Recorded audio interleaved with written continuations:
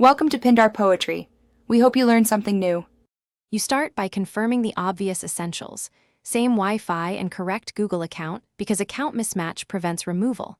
Once done, keep the device powered. Do not unplug mid-process. Now open the Google Home app and locate the device card. Tap it, then tap the settings gear.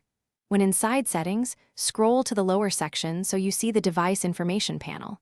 These steps prepare the app and device so the removal controls will appear and work reliably.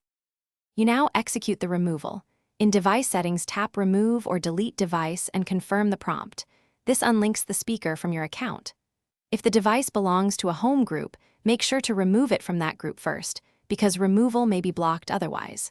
Once unlinked, perform a factory reset on the device if you want to erase local settings before transfer.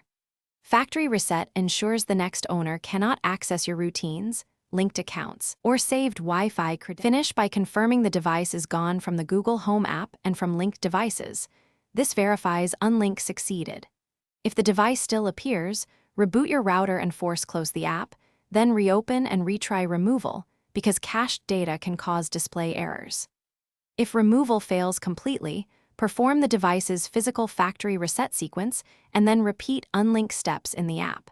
This guarantees the account link is severed. One key troubleshooting tip: always factory reset if you plan to give the device away.